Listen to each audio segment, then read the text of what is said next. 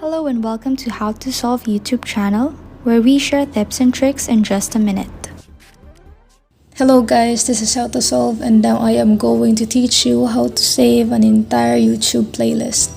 So it's very simple. You just have to go to your YouTube application and search for a playlist.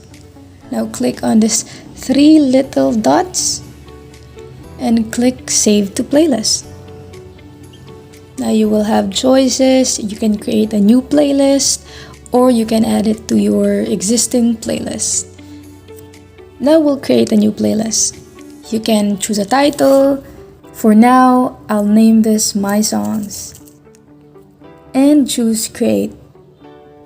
Now if we go to our library, we can see here that in My Songs, there's the playlist.